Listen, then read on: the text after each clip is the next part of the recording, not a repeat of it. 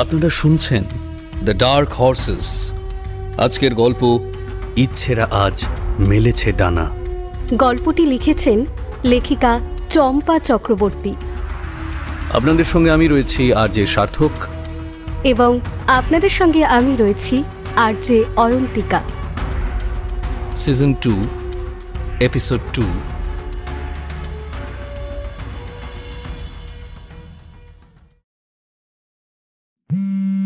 মোহিনীর ফোনটা অনেকক্ষণ থেকেই বেজে চলেছে, ওর সেদিকে খেয়াল নেই। গতকালের ঘটনাটা ওর মনে খুব নাড়া দিয়েছে। বিতানের কেবিনের রাগিনীকে দেখে ওর মোটেই ভালো লাগেনি। কোন এক অজানা আশঙ্কায় ভীষণ ভয় পাচ্ছে ও। এদিকে আবার নিউজ চ্যানেলের এডিটর ওর প্রতি একটু ক্ষুণ্ণ হয়েছে। বিতানের কাছ থেকে সবকিছু জেনেও জোনালের কারণে ও সেটা জনসমক্ষে আনতে পারেনি। জোনাল মোহিনীর কাছে অনুরোধ করে এই খবরটা এখন প্রকাশ্যে না আনতে। এই ঘটনাটা যে ব্রেন বেকারি ঘটিয়েছে সেই বিষয়ে নির্দিষ্ট কোনো তথ্য প্রমাণ ওদের কাছে নেই। শুধুমাত্র সন্দেহের ভিত্তিতে এত বড় পদক্ষেপ নেওয়াটা ঠিক হবে না। তাছাড়া বিষয়টা এখনই জানাজানি হয়ে গেলে ব্রেন বেকার সাবধান হয়ে যেতে পারে। তখন ওর আসল উদ্দেশ্যটা কি সেটা জানা ওদের পক্ষে মুশকিল হয়ে যাবে। ওর নিয়োগ করা গোয়েন্দা এই বিষয়ে তদন্ত করছে। সঠিক প্রমাণ হাতে আসার সঙ্গে সঙ্গে জোনাল সবার প্রথমে মোহিনীকে জানাবে। মোহিনী জোনালের কথা মেনে নেয়। বিতান এই মুহূর্তে কোনো কাজেই মন বসাতে পারছে না। সত্যিই তো, মেয়েটা ওর একটা কলের জন্য অধীর আগ্রহে অপেক্ষা করে থাকে। সেখানে এতবার কল করা সত্ত্বেও একবারও রিসিভ করল না। গতকাল রাত থেকে ও মোহিনীর ফোনে 25 বারেরও বেশি কল করেছে, কিন্তু মোহিনী ওর ফোনটা রিসিভ করেনি। যতই ব্যস্ত থাকুক না কেন, মোহিনী কখনো এরকমটা করে না। যদি কোনো কারণে ফোন রিসিভ করতে না পারে, বড়জোর 8 ঘন্টা, তার মধ্যেই ওকে আবার কল ব্যাক করে নেয়। এখন দুপুর 12টা বাজে, এখনও কি মোহিনীর ফোনটা দেখার সময় হলো না? বিতানের এবার খুব খারাপ লাগে। তবে কি মোহিনী ওকে সত্যি সত্যি সন্দেহ করছে? জোনাল বিতানকে দেখে বুঝতে পারে যে ও একটা গভীর চিন্তায় মগ্ন। না হলে ওর আসার 2 মিনিট পরেও বিতান ওর উপস্থিতি বুঝতেই পারছে না। কি এত ভাবছো বিতান? অন্যমনস্ক থাকার কারণে বিতান একটু চমকে ওঠে। না, তেমন কিছু নয়। আপনি কখন এলেন? জোনাল অদ্ভুতভাবেই কয়েক সেকেন্ড বিতানের দিকে চেয়ে থাকে। তুমি কি কোনো বিষয় নিয়ে টেনশনে আছো? বললাম তো তেমন কিছুই না। আপনি কি কিছু বলার জন্য এসেছেন? জোনালের চোখ অভিজ্ঞ, তাই বিতান তার কাছ থেকে নিজেকে লুকোতে পারে না। বলার তো ছিলই, কিন্তু তোমাকে দেখে মনে হচ্ছে তুমি অলরেডি টেনশনে আছো। এখন আবার অন্য প্রবলেম বলে তোমার টেনশন আর বাড়াতে চাই না। আপনি ভুল বুঝেছেন। টেনশন তেমন কিছুই না। আমি জানি তুমি আমাকে গুরুজন বলে সম্মান করো। এখন কি আপন মনে করে টেনশনের কারণটা বলা যাবে? বিতান কয়েক সেকেন্ড চুপ করে থাকে। বিষয়টা একটু পার্সোনাল। আসলে কাল থেকে মোহিনীকে কল করছিলাম, ও রিসিভ করছে না। আমি এই ভয়টাই পাচ্ছিলাম। হ্যাঁ, ও ভীষণ রেগে গিয়েছে বলো। জোনালের কথা শুনে বিতানও এবার একটু অবাক হয়। আপনি কি করে জানলেন ও রেগে আছে? কাল ওকে সত্যিটা গোপন করতে বললাম। আমি যতদূর জানি মোহিনী একজন সৎ রিপোর্টার। ও কখনো খবর গোপন করে না। না, ও এই বিষয়ে রেগে নেই। ওর রাগটা আমার উপর। জোনাল বিতানের দিকে প্রশ্নসূচক দৃষ্টিতে চেয়ে থাকে। না, আপনি তো সবই জানেন। কাজের জন্য ওকে আমি খুব বেশি সময় দিতে পারি না, তাই মাঝে মাঝেও একটু অভিমান করে আর কি। এবার শোনা যায় জোনালের কণ্ঠে অভিযোগের স্বর। রাগটাই তো স্বাভাবিক। তুমি এত পরিমাণ কাজ পাগল যে এটা ছাড়াও অন্য একটা জগৎ আছে সেটাই তুমি ভুলে যাও। মোহিনী খুব ভালো মেয়ে, তাই এখনো সম্পর্ক টিকিয়ে রেখেছে। অন্য কেউ হলে তো কবেই ছেড়ে চলে যেত। বিতানও তো ছাড়বার পাত্র নয়। সেও কিন্তু কথা শোনাতে ছাড়ে না। মেয়েদের ব্যাপারে আপনি এত সব জানলেন কি করে? আপনি তো বিয়েই করেননি। তাছাড়া আপনিও তো খুব ব্যস্ত মানুষ। আমি কাজ করি ঠিকই, কিন্তু অন্যান্য বিষয়গুলো আমার চোখ এড়ায় না। এই তো সেদিন পাশের বাড়িতে একটা কাণ্ড ঘটে গেল। বেচারা স্বামী স্ত্রীকে না জানিয়ে বন্ধুদের সঙ্গে পার্টিতে গিয়েছিল। বাড়িতে ফিরে বাকিটা ইতিহাস রয়ে গিয়েছে। ব্যাপারটা শুনে বিতানের খুব হাসি পায়, কিন্তু হাসতেও তো পাচ্ছে না সে। আপনার চোখে কিছুই বাদ যায় না দেখছি। যাই হোক, ওসব কথা বাদ দিয়ে আপনি কি বলতে এসেছেন সেটা বলুন। এবার সোনালের চোখ বড় বড় হয়ে যায়। তুমি কি জানো ব্রেন বেকারের পরবর্তী পদক্ষেপ কি হতে চলেছে? বিতান ভ্রু কুঁচকে জোনালের কথাগুলো শোনার জন্য অপেক্ষা করতে থাকে। ব্রেন বেকার নাকি আমাদের টাইম মেশিনটা চুরি করতে চায়। ও হ্যাকার লাগিয়ে আমাদের টাইম মেশিনের দরজার পাসওয়ার্ড জেনে গিয়েছে। হোয়াট? খবরটা শুনেই আমি তোমার কাছে ছুটে এলাম। সময় থাকতেই আমাদের সাবধান। এত বড় মেশিন চুরি করবে কিভাবে? তুমি ব্রেন বেকারকে চেনো না বিতান? কিছুদিন আগেই খবর পেলাম ও সম্পত্তির জন্য নিজের বাবাকে খুন করেছিল। ওর পক্ষে সবই সম্ভব। কিন্তু এই টাইম মেশিন চুরি, এটা করা কখনোই সম্ভব নয়। ধরে নিলাম চুরি করতে পারবে না, কিন্তু মেশিনটা খারাপ করে দিতে তো আর বেশি সময় লাগবে না। ওকে এই প্রজেক্ট থেকে বাদ দিয়ে দিতে ও প্রচন্ড ক্ষেপে গেছে। আমাদের এক্ষুনি পাসওয়ার্ড চেঞ্জ করতে হবে। কতবার করবে? আমরা যতবার চেঞ্জ করবো না ততবার সেটা হ্যাক করে নেবে। এমন কিছু করতে হবে যেটা কখনোই হ্যাক করা সম্ভব নয়। পৃথিবীতে এমন কোনো ইলেকট্রনিক জিনিস তৈরি হয়নি যেটা হ্যাক করা সম্ভব নয়। নতুন পাসওয়ার্ড যদি তোমার চোখের রেটিনার সংস্পর্শে করি? ডুপ্লিকেট রেটিনা তৈরি করা এখন ইজি হয়ে গিয়েছে। ইজি জানি, কিন্তু আমরা এমন কিছু করব যাতে পাসওয়ার্ড কেউ হ্যাক করতে এলেই তুমি তোমার রেটিনায় সেটা অনুভব করতে পারবে। তখন আমরা সঙ্গে সঙ্গে অ্যালার্ট হয়ে যাব। এক্ষেত্রে আপনি যুক্তিসঙ্গত কথাই বলছেন, কিন্তু এতে অনেক সমস্যা রয়েছে। ওই দরজা একমাত্র আমি ছাড়া আর কেউ খুলতে পারবে না যে। এতে আমাদের কারোর আপত্তি নেই। টাইম মেশিনের কাজ তো কেউ একা করি না। যখনই কোনো কাজ শুরু করি তখন সকলে একসঙ্গে করি। তাই কে পাসওয়ার্ড দিয়ে দরজা খুললো এটা গুরুত্বপূর্ণ নয়। মোটামুটি আমাদের সেফটির দিকটা আগে দেখতে হবে তো। তাহলে আপনার ক্ষেত্রে সেটা প্রযোজ্য হোক। আপনি আমাদের মধ্যে সব থেকে বড়। আপনার রেটিনা দিয়ে পাসওয়ার্ড দিলে সকলেই খুশি হবে। এই প্রজেক্টে তোমার অবদান সবচেয়ে বেশি। তুমি ছাড়া অন্য কেউ এটার গুরুত্ব ঠিকমতো বুঝবে না। আমি চাই না তুমি তোমার টাইম মেশিন পর্যন্ত পৌঁছানোর জন্য অন্য কারোর ওপর ডিপেন্ডেন্ট হয়ে পড়ো। কিন্তু কোনো কিন্তু নয়। ধরে নাও এটা আমার আদেশ, আর আমি জানি তুমি গুরুজনের আদেশ অমান্য করো না। এরপর বিতান কিছু বলার আগেই সোনালের ফোনে একটা কল আসে। ফোনটাও রিসিভ করার পরই কয়েক সেকেন্ড চুপ করে যায়। ওকে, তুমি ওখানেই অপেক্ষা করো, আমি আসছি। লাইনটা কেটে দিয়ে ও এবার বিতানের দিকে তাকায়। আমাদের গোয়েন্দা ব্রেন বেকারের বিরুদ্ধে কিছু তথ্য আমাদের হাতে দিতে চায়। এই প্রমাণগুলো পেলে আমরা কোনো একটা স্টেপ নিতে পারবো। আমাকে এক্ষুনি যেতে হবে। তুমি এই দিকের কাজটা করে রেখো। আপনি এইভাবে একা যাবেন? যদি কোনো বিপদ হয়? না না, আমিও আপনার সঙ্গে যাব। ওই গোয়েন্দা আমার সঙ্গে ছাড়া অন্য কারোর সঙ্গে দেখা করবে না। তাছাড়া দুজনে একসঙ্গে গেলে ধরা পড়ার সম্ভাবনা আছে। আমাকে একাই যেতে হবে। তোমাকে যেটা বললাম তুমি সেটা করে রাখো। জোনাল বিতানের কাছ থেকে চলে যায়। কিছুক্ষণ দাঁড়িয়ে থাকার পর বিতানও নিজের কাজে মন দেয়, কিন্তু পাসওয়ার্ড পরিবর্তন করার সময় চোখে কিছু একটা পড়ার কারণে ওর রেটিনার সঙ্গে সংযোগ স্থাপন করা সম্ভব হয় না। হঠাৎই বিতানের মাথায় একটা অন্য বুদ্ধি চলে আসে। নতুন কিছু ধারণা দাঁড় করানোর জন্য ও তো সবসময় সিদ্ধহস্ত। তাই রেটিনার পরিবর্তে ও নিজের ডিএনএর মাধ্যমে নতুন পাসওয়ার্ড স্থির করে দেয়।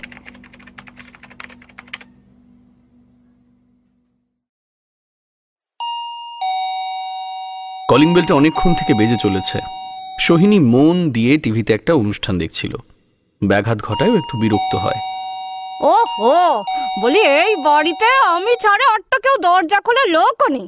স্কুল মাস্টারটা যে কি করে, সেই কখন বাথরুমে ঢুকেছে, বেরোনোর নামই করে না। এতক্ষণ ওখানে বসে কি করছে ভগবানই জানে। আরে এই তো হয়েছে ডিঙ্গি মেয়ে। এক সব সময় কানে হেডফোন গুঁজে রাখলে অন্যান্য শব্দগুলো শুনতে পাবে কি করে? বলি ওই মেয়ে যে পরীক্ষায় কি করে পাস করে কে জানে। নিশ্চয় পরীক্ষার হলে দিদিগিরি করে এক্সামিনারকে দিয়ে সবটা লিখিয়ে নেয়। আমারই হয়েছে যত জ্বালা, দূর দূর। দরজা খুলে অপূর্ব আর ঝুমাকে দেখে সোহিনীর রাগটা সঙ্গে সঙ্গে কমে যায়। আরে তোমরা যে আজকাল যে একেবারে ভুলেই গেছো দেখছি কাকিমাকে, একেবারে দেখাই যায় না। ঝুমা একগাল হেসে সোহিনীকে টুপ করে একটা প্রণাম করে নেয়। ওর দেখা দেখি অপূর্বও প্রণাম করে। তোমাকে কি করে ভুলতে পারি কাকিমা? আসলে তোমার হাতকে বেশি কষ্ট দেব না বলেই তো আসি না। ও মা, হাতকে কষ্ট দেব না মানে কি বলছিস রে? আরে তোমার হাতে 4 বাঁধাকপির পকোড়া, উফ, ভাবলেই তো জিভে একেবারে জল চলে আসে। তোদের জন্য বানাতে পারলে আমার এই হাতটাও খুশি হয়ে যাবে, বুঝলি? তা কাকিমা, আজকে আবার হবে নাকি এরকম কিছু? হবে মানে ওতেই হবে। ওরা সকলেই একসঙ্গে হেসে ওঠে। আয় আয়, ভিতরে আয়, তোরা আয়। সোহিনী রাগিনীর নাম ধরে ডাকে। রাগিনী কোনো সাড়া দেয় না। তোমরা ওর ঘরে যাও, ও ওখানেই আছে। আমি কিছুক্ষণের মধ্যেই 4 পকোড়া নিয়ে আসছি। যাও তোমরা যাও। ঝুমা হই হই করতে করতে রাগিনীর ঘরে ঢুকে পড়ে। এ কি রে, তোরা এই সময়? রাগিনী অবাক হয়ে প্রশ্ন করে। কেন, অপূর্বকে কি কথা দিয়েছিলি ভুলে গেছিস? ওর প্রজেক্টের কাজে তোর হেল্প খুব প্রয়োজন। সেই কখন থেকে তোর ফোনে ট্রাই করে দুজনে ক্লান্ত হয়ে গিয়েছি, তাই তো এক প্রকার বাধ্য হয়ে এখানে আসতে হলো। আচ্ছা এবার বলতো, ফোনটা অফ করে রেখেছিস কেন?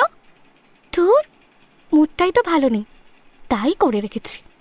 কেন রে, মুডের আবার কি হলো? তাছাড়া তোর মুড ভালো করার জন্য তোর হাতে ওই ব্রহ্মাস্ত্রটা তো রয়েছে। ওতে আবার কোনো কাজ দিয়েছি নাকি? সকাল থেকে 1000 বার চুল চুল বলেছি, কিন্তু রাগ কিছুতেই কমছেই না। কি চুল চুল বলেছিস? ওটা মানে কি রে? এইবারে যার ওপর রেগে আছি সে হলো বিরাট মান্যগণ্য ব্যক্তি, বুঝলি? তাই চুলের হিন্দিটা তো বলতে পারছি না, বাংলাটা বলেই কাজ চালাতে হচ্ছে। বুঝলাম, এই জন্যই কাজে দেয়নি। শোন, খিস্তির তো কোনো বিকল্প হয় না। বাঙালির সব রাগ ওই একটা খিস্তির মধ্য দিয়েই বেরিয়ে আসে। ওটা বাংলাতে পারলেই যেন সব রাগ নিমেষে ঠান্ডা হয়ে যায়, তাই না? তুই এক কাজ কর, তুই বাংলা ছেড়ে চুলের হিন্দি ভার্সনটা ট্রাই কর, দেখবি তোর রাগ তর করে নেমে গিয়েছে। বুঝলাম। বলেছি রে, মনে মনে বহুবার বলেছি, কিন্তু কমছেই না। আসলে কি ইচ্ছে করছে জানিস তো? ইচ্ছে করছে ওই লোকটার সামনে গিয়ে মাইক্রোফোনটা হাতে নিয়ে বলি, উফ, এই কাজটা যদি করতে পারতাম না রে ঝুমা, আমার রাগটা পুরো ঠান্ডা হতো। কিন্তু এতে তো আবার নিখিলের মান সম্মানটাও জড়িয়ে আছে, বল? নিজের রাগ কমানোর জন্য ওকে তো আর অসম্মানিত হতে দিতে পারি না। কি আঙ্কেলের সম্মান? এখানে আঙ্কেলের সম্মানটা এলো কোথা থেকে? আর লোকটা কে বলতো? তোর সঙ্গে কি করেছে সে? কি করেছে শুনবি? আমাকে ইগনোর করেছে। হ্যাঁ, তুই বল, কি সাহস! আমাকে, এই রাগিনীকে কেবিন থেকে গলা ধাক্কা দিয়ে বের করে দিল, তাও কি না একটা অমন বয়স্ক মহিলার জন্য। ওই জন্যই লোকে বলে জানিস তো, হিপনোটাইজের বিশাল ক্ষমতা। না হলে ওই রকম একটা ছেলের জন্য এত বাজে একটা গার্লফ্রেন্ড। ও মাই গড! ওই আন্টিটা আমার হ্যান্ডসাম প্রফেসরকে বশ করেছে রে। ও আমার থেকে আমার ভালোবাসাকে কেড়ে নিয়েছে। ওকে তো আমি কিছুতেই ছাড়বো না। ঝুমার মনে এতক্ষণ ধরে যে চিন্তাটা কাজ করছিল সেটা সরে যায়। ওর কাছে এসব নতুন কিছু নয়। রাগিনী প্রায়ই এই ধরনের কথা বলে থাকে। ও রাগিনীর মাথায় হাত বুলিয়ে দেয়। আহা, মন খারাপ কেন করছিস সোনা? তুই আবার নতুন কোনো ছেলেকে ঠিক পেয়ে যাবি, দেখিস। কি পেয়ে যাবো রে? কি সব বলছিস তুই তখন থেকে? সালা, আমার ভাগ্যটাই খারাপ জানিস তো। যাকে যাকে পটাতে চায় সেই বলে এসে গার্লফ্রেন্ড আছে। আমার কি মনে হচ্ছে জানিস, ওই যে স্বামী পরমানন্দ কি বলেছিলেন না? হ্যাঁ, মনে আছে তোর? দেখ দেখ, ওই মহারাজের কথাটাই এবার সত্যি হলো। আমার মনে হয় ৯৭ বছরের আগে কপালে প্রেম টেম নেই রে। তুই যদি ভুলভাল লোকের কাছে যাস তাহলে তো এমনিই হবে। তোকে যে ভালোবাসে তুই তার কাছে যাস না কেন? অপূর্ব শুকনো মুখে কথাগুলো ওকে জিজ্ঞাসা করে। কি হলো, উত্তর দে। কোন শুয়োরের বাচ্চা রে? ও সরি রে, আসলে মানুষের বাচ্চা বলতে পারছি না তো, কারণ আজ পর্যন্ত কোনো ছেলে আমাকে পছন্দই করলো না। সালা, কোন অশুভ লগ্নে জন্মেছিলাম কি জানি। একটা ছেলে আছে। অপূর্ব এবার আমতা আমতা করতে থাকে। যে তোকে খুব ভালোবাসে, কিন্তু ভয় তোকে বলতে পারে না। সত্যি? এই বল্লারে বল্লারে, কে সে? কে? উফ, আমি কি তাকে চিনি? হ্যাঁ চিনি, বল না তাহলে কে? তুই ওকে মারবি না তো? আরে ভাই, মারবো কেন? আমি তো ওকে খুব ভালোবাসবো। শোন, আমাকে না যেভাবেই হোক ওই স্বামী পরমানন্দ মহারাজের ভবিষ্যৎবাণীটাকে মিথ্যে করতেই হবে। বলি তাহলে। অপূর্ব এবার একটু ভরসা পায়, ঢোক গিলে কোনো রকমে শুরু করে দেয়। আমি। রাগিনীর উৎফুল্ল মুখটা সঙ্গে সঙ্গে বিবর্ণ হয়ে ওঠে। হ্যাঁ, আমি। কি তুই? কেন? অপূর্ব মাথাটা নিচু করে নেয়। আমি খুব খারাপ নাকি? কি আর বলি বলতো, আসলে তুই কখনো আয়নাতে নিজের ওই বালগুলো দেখেছিস? ওগুলো দেখে তো গিরগিটিও লজ্জা পাবে। এই মাসে লাল, পরের মাসে নীল। ঠিক আছে, এরপর থেকে চুল আর রং করবো না, তোর যেটা পছন্দ হয় সেটাই করব। শোন, তুই যা খুশি রং করতে পারিস, আমার না তাতে কিচ্ছু যায় আসে না রে, কিচ্ছু যায় আসে না। আপাতত আমি তোর সঙ্গে প্রেম করছি না। আচ্ছা বাবা, আমি তো তোর বন্ধু, বল তুই কি করে আমাকে প্রেমের প্রস্তাব দিতে পারিস? কেন? বন্ধুদের সঙ্গে কি প্রেম করতে নেই নাকি? না, করতে নেই। আরে তুই বল, যদি প্রেম করি তোর সঙ্গে আমি কি করে ঝগড়া করব? আরে বাবা, প্রেম তো শুধু মুখে মুখে হয় না। প্রেম মানে বিয়ে, আর বিয়ে মানেই হলো সারা জীবনের সঙ্গী, বুঝলি? তার মানে ঝগড়া মাস্ট। আর আমি তোর সঙ্গে ঝগড়া করতে মোটেই প্রস্তুত নই। তুই তো আমার ভালো বন্ধু, বল তোর সঙ্গে আমি সারা জীবন ভালো বন্ধুত্বই রাখতে চাই। এমন সময় সোহিনী চা আর পকোড়া নিয়ে ওদের ঘরে প্রবেশ করে। এসে গেছে, এসে গেছে গরম গরম চা আর পকোড়া। ঝুমা ফ্যাকাশে একটা হাসি হেসে সোহিনীর দিকে তাকায়। এক নিমেষের মধ্যে ওর খাওয়ার সব ইচ্ছে চলে গিয়েছে। ওর পছন্দের মানুষকে যে রাগিনী ভালোবাসে এটা শুনে ওর ভীষণ কান্না পাচ্ছে। আজ 5 বছর হয়ে গেল অপূর্বকে মনে মনে ভালোবাসে, কিন্তু মনের কথাটা বলে উঠতে পারেনি। বোধহয় ভবিষ্যতেও আর বলতে পারবে না। সোহিনী টেবিলের উপর চা পকোড়ার ট্রেটা রাখে, তারপর হাসি মুখে ওদের চায়ের কাপগুলো ধরিয়ে দেয়। শোনো, সামনের মাসে আমাদের বাড়িতে একটা পুজো আছে, বুঝলে? তোমরা সবাই আসবে কিন্তু। অবশ্য এর পরেও আমরা তোমাদের বাড়িতে গিয়ে বলে আসবো। রাগিনী হঠাৎ ঝাঁঝিয়ে ওঠে। কি পুজো? মা, আবার কিসের পুজো? আগের মাসেই তো কি যেন একটা মানত শোধ করলে না তুমি? হ্যাঁ, ঠাকুরের অশেষ কৃপায় তোদের আমি সুস্থ অবস্থায় ফিরে পেয়েছি, বুঝলি? তাই এবারের পুজোটা খুব ধুমধাম করে হবে। ৫,০০০ জনকে একসঙ্গে খাওয়াবো বলে মানত করেছি, বুঝলি? রাগিনীর মাথায় হাত পড়ে যায়। ৫,০০০ জন? ও মাই গড! না না, পুজোর আগের দিন আমি এই বাড়ি থেকে উধাও হয়ে যাব। 10 দিনের আগে আমি আর ফিরছি না এখানে বাবা। এই সময় বুদ্ধদেব হাসি মুখে রাগিনীর ঘরে ঢোকে। ওকে দেখেই সোহিনী বলে, তোমার স্কুলের সব মাস্টারদের নিমন্ত্রণ করা হয়ে গেছে তো? শোনো, এই বছর নক্ষত্র গবেষণা কেন্দ্রে সবাইকে নিমন্ত্রণ করতে হবে। ওনাদের দয়াতেই তো আমি আমার ছেলে মেয়েকে সুস্থ অবস্থায় ফিরে পেয়েছি। ওই প্রফেসর জোনাল তো আমাদের বাড়িতে আসেনি, ওনাকে নিয়ে অত চিন্তা নেই। কিন্তু বিতান সেন, ওনার বাড়িতে আমাদের দুজনকে একসঙ্গে নিমন্ত্রণ করতে যেতে হবে, বুঝলে? উনি আমার কাছে ভগবানের থেকে কোনো অংশে কম নন। সত্যি বাবা, উনি যদি সপরিবারে আমাদের বাড়িতে আসেন আমি তো ধন্যই হয়ে যাব। আরে, এ তো মেঘ না চাইতেই চল। দাঁড়াও না, আমাকে কেবিন থেকে বার করে দিয়েছিলে না? বয়ফ্রেন্ড বানানোর আগে তোমাকে একটু উচিত শিক্ষা দিতে হবে, যাতে ভবিষ্যতে আমাকে ইগনোর করার জন্য তুমি 10 বার ভাবো।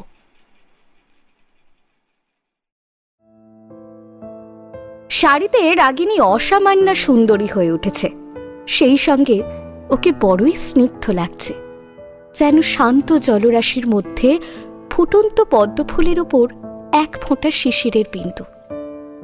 ওকে এইভাবে দেখে বেদান ভীষণ অবাক হয়ে যায়। ওর বিশ্বাসই হচ্ছে না এই সেই মেয়েটা।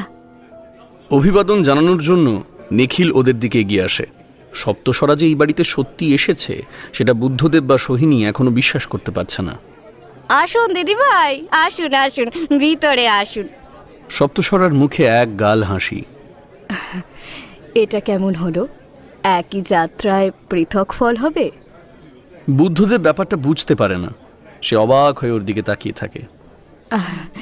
আসলে নিখিল আমাকে মাসিমা বলে ডাকে। ভাগ্যিস ভুলটা ধরিয়ে দিলেন। আরুন আরুন, ভেতরে আরুন, ভেতরে আরুন। বুদ্ধদেব এবার ব্যাপারটা বুঝতে পারে। রাগিনী সেই সময় পাশ দিয়েই যাচ্ছিল। বুদ্ধদেব ওকে কাছে ডেকে সপ্তস্বরাকে প্রণাম করতে বলে। রাগিনী হাত জোর করে নমস্কার জানায়। সোহিনী মেয়ের কানে চাপা স্বরে শিখিয়ে দেয়, যা না রে, যা, ভয় হাত দিয়ে প্রণাম কর। শোনো মা, আমি তোমার এই ব্যাকডেটেড চিন্তাধারায় বিশ্বাসী নই, ক্ষমা করো প্লিজ। ও গটগট করে ওদের কাছ থেকে চলে যায়। মেয়ের ব্যবহারে বুদ্ধদেব ও সোহিনীর মাথা হেঁট হয়ে যায়। সপ্তস্বরা ওদের মনের অবস্থা বুঝতে পারে। পরিবেশ স্বাভাবিক করার জন্য ওখানে একটা সামাল দেয়। অত ভাববেন না, আমার মেয়েও এইসব মানে না। বলতে গেলে এখনকার সব কটা ছেলে মেয়েই সমান, বুঝলেন? ওদের বক্তব্য অনুযায়ী মাথার স্থান যেহেতু উপরে, তাই সেটাকে সব সময় উঁচুতে রাখতে হয়। সে ঠিক আছে, কিন্তু আপনার বড় ছেলেকে তো প্রণাম করতেই দেখেছি। আগের বার উনি যখন আমাদের বাড়িতে এসেছিলেন তখন আমার শ্বশুর মশাই বেঁচে ছিলেন, উনি তার সামনে মাথা নিচু করেছিলেন দিদি। আসলে আমার বড় ছেলে একটু অন্য ধরনের, বলতে পারেন কিছুটা সেকেলেই। এসব কথা বাদ দিন তো, পুজোটা কোথায় হচ্ছে? আমাকে সেখানে নিয়ে চলুন, একটু গিয়ে মায়ের দর্শন করি। ওরা সবাই প্রতিমা দর্শনের জন্য এগিয়ে যায়। নিখিল আজ বেশ পরিপাটি করে সেজেছে, কিন্তু যার জন্য সেজেছে সে কি একটিবারের জন্য ওর দিকে তাকায়নি।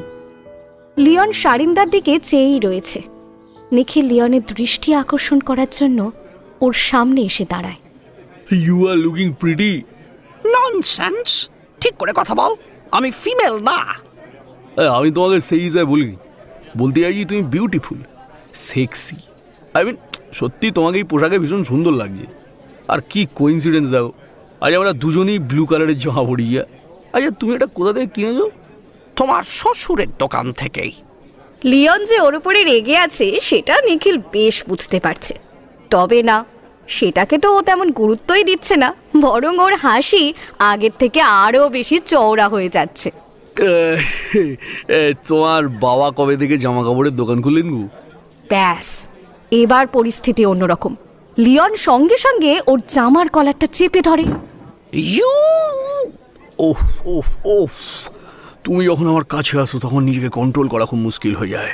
কিন্তু এখানে এখন অনেকেই আছে, চলো আমরা রুমের ভিতরে যাই, ওখানে তুমি আমাকে যত খুশি জড়িয়ে ধরতে পারো। লিওনের হাত আলগা হয়ে যায়। তোর মতো চুতিয়া লোক আমি দুটো দেখিনি। তোর সঙ্গে কথা বলার কুত্তার ল্যাজ ধরে থাকা একই ব্যাপার। শুধু শুধু নিজেকে নোংরা করে কোনো লাভ নেই। লিওন তাড়াতাড়ি নিখিলের থেকে দূরে সরে যায়। নিখিল মুগ্ধ হয়ে ওর চলে যাওয়ার দিকে তাকিয়ে থাকে। এইবারের পুজোতে নিমন্ত্রিত অতিথিদের সংখ্যা বেশি বলে বড় বড় দুটো প্যান্ডেল করা হয়েছে। একটাতে খাওয়ার ব্যবস্থা আর অন্যটাতে পুজো চলছে। ইরে, পুজোর সময় এভাবে পেন চিবোচ্ছিস কেন? এটা কোনো পেন না, ইলেকট্রনিক সিগারেট, বুঝলি? হ্যাঁ, তুই এখানে বসে সিগারেট টানছিস? তো কি করব? হ্যাঁ, সালা সকাল থেকে বাড়িতে লোক কম করছে, তুই বুঝতে পারছিস? মাই গড! শোন, আমার ফেভারিট সিগারেটের ব্র্যান্ডে না আজ হাতটাও লাগাতে পারিনি।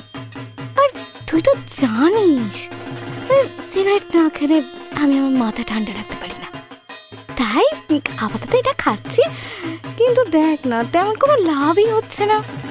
কোথায় ভেবেছিলাম ওই হ্যান্ডসাম প্রফেসরটা আসা মাত্রই ওটাকে উচিত শিক্ষা দেব, তার জায়গায় সালা কোনো বুদ্ধি বের করে উঠতে পারলাম না। দূর, মনে হচ্ছে আজকে অনেক খালি হাতেই আমাদের বাড়ি থেকে ফিরে যাবেন, দেখিস। ও, তুই রাখ তো তোর ওই হ্যান্ডসাম প্রফেসরকে। দেখ রাগিনী, আজ অনেক লোকজন আছে এখানে, তোর বাবা মায়ের তো একটা সম্মান আছে নাকি? আজকে দিনে ওনাদের কথা ভেবে এই সিগারেটটাকে না খেলেই নয়। তুই এত চাপ নিচ্ছিস কেন ভাই? সবাই ভাবছে এটা পেন, ওকে? আর ওই ধোঁয়াটা পুজোর ধুনোর নামে চালিয়ে দিয়েছি, বুঝলি? তাই বলে তুই পুজোর সময় এইসব খাবি? এটা কিন্তু ঠিক না রাগিনী। এখানে যাদের পুজো হচ্ছে তাদের মধ্যে একজন গাঁজা খেয়ে শ্মশানে পড়ে থাকেন, জানিস সেটা তুই?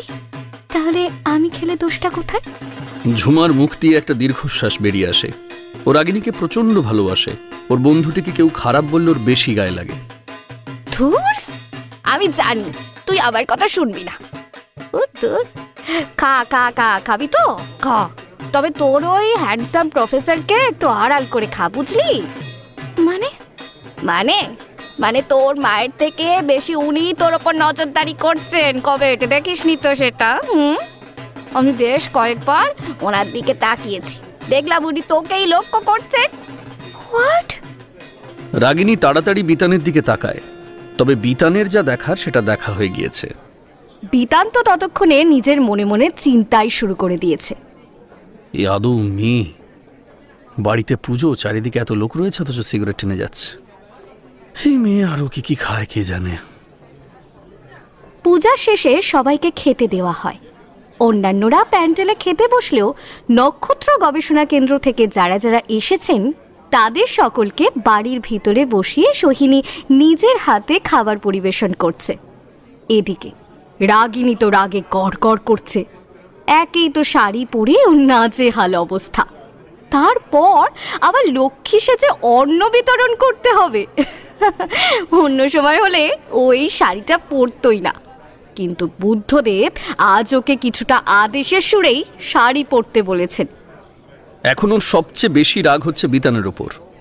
আজ এইসবের জন্য বিতানকেই দায়ী করছে। বিতান যদি ওই চকলেট না বানাতো তাহলে ও সেটা খেত না। চকলেট না খেলে ওর এরকম শরীর খারাপ হতো না। আর শরীর খারাপ না হলে ওর মা এমন পুজোর মানতও করতো না। হঠাৎ ওর মাথায় দুষ্টু বুদ্ধির বাতি জ্বলে ওঠে। মনে মনে হেসে ও লক্ষ্মী মেয়ের মতো শাড়িটা কোমরে গুঁজে নেয়। মা, ও মা, তুমি খেয়েছো? না রে, আগে অতিথিদের খেতে দিই। আমি কি করে এত তাড়াতাড়ি খাই বল? তারপর আমি খাবো, বুঝলি? শোনো মা, সকাল থেকে তুমি না খেয়ে আছো, আমি কোনো কথা শুনতে চাই না। চলো না আমার সাথে, তুমি এক্ষুনি খেতে বসবে, চলো। দেখো মেয়ের কাণ্ড, বলি আমি চলে গেলে ওই অতিথিদের সার্ভ করবে কে শুনি? কেন, তোমার মেয়ে আছে তো। আরে বাবা, তোমার এমন একটা লক্ষ্মী মেয়ে থাকতে তোমার চিন্তা কি মা? তুমি বসো, আমি খাবারটা সার্ভ করে দিচ্ছি। আরে না, তা তুই এসব পারবি না মা। তুমি আমাকে কি ভাবো মা? তুমি জানো এই রাগিনী চাইলে সব করতে পারে। তুমি খালি আমার উপর ছেড়ে দাও, বসো তো গিয়ে। রাগিনী জোর করে ওর মাকে খাবার ছেড়ে বসিয়ে দেয়। এরপর সোহিনী অনেক বাধা দিচ্ছিল, কিন্তু রাগিনী কোনো কথা শোনে না। এদিকে সপ্তস্বরার অনুরোধে সোহিনী বাধ্য হয়ে রাগিনীর কথা মেনে নেয়। বিতান এবার রাগিনীর মুখের দিকে একটু আবেগ ঘন হয়ে যায়। যাক, মেয়েটার মধ্যে তবু কিছু একটা ভালো গুণ আছে। রাগিনী সুন্দর করে থালা সাজিয়ে সকলকে খেতে দেয়। সবাই মহানন্দে খাচ্ছে, সেই সঙ্গে রান্নার প্রশংসাও করে চলেছে। কিন্তু বিতানের কি হলো? ও তো কিছুতেই খেতে পারছে না। ও অন্যদের দিকে ফ্যাল ফ্যাল করে চেয়ে আছে। ওকে চুপ করে বসে থাকতে দেখে জোনাল প্রশ্ন করে, এ কি হলো বিতান, তুমি খাচ্ছ না কেন? এত ভালো খাবার সামনে দেখে তুমি কি করে বসে আছো? বুদ্ধদেবও পাশ থেকে প্রশ্ন করে, তুমি খাচ্ছ না কেন ভাই? তোমার কি খাবারটা পছন্দ হয়নি? বিতানের এবার একটা খটকা লাগে। সবাই ভালো করে খাচ্ছে, মানে এই খাবারের কোনো ত্রুটি নেই। ওর মনে হয় যে চকলেটের পার্শ্ব প্রতিক্রিয়া এর মধ্যেই শুরু হয়ে গিয়েছে। ও যে ঝাল জিনিসটা একেবারেই পছন্দ করে না, আর তাই হয়তো ওর মধ্যে এমনটা হচ্ছে। তবে সেই কথাটা এখনো কাউকেই বলতে পারবে না। সবার প্রশ্নের হাত থেকে বাঁচার জন্য বিতান অতি কষ্টে কিছুটা খাবার খেয়ে নেয়। খাওয়ার শেষে অনেকটা জলও খায়। আসলে ঝালের কারণে জলের স্বাদটাও ঠিকমতো বুঝতে পারছে না। মনে মনে কিছু একটা চিন্তা করেই ও নিখিলকে কাছে ডাকে। নিখিল, আমাকে একটা লঙ্কা দেবে?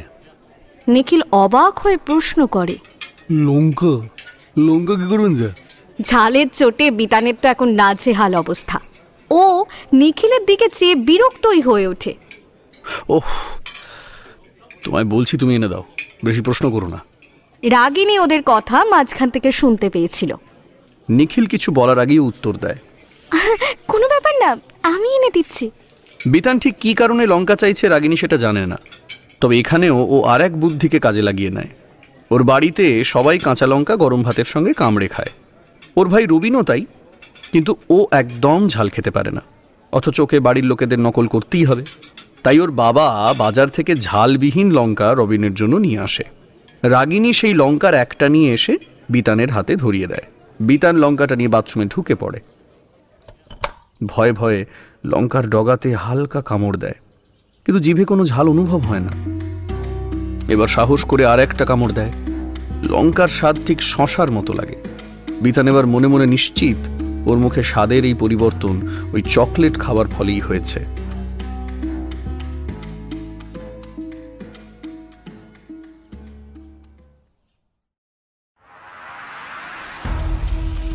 গল্পের পরবর্তী পর্ব শোনার জন্য অবশ্যই দ্য ডার্ক হর্সেস এই চ্যানেলটিকে সাবস্ক্রাইব করে রাখবেন আর বেল আইকনটা প্রেস করে রাখুন।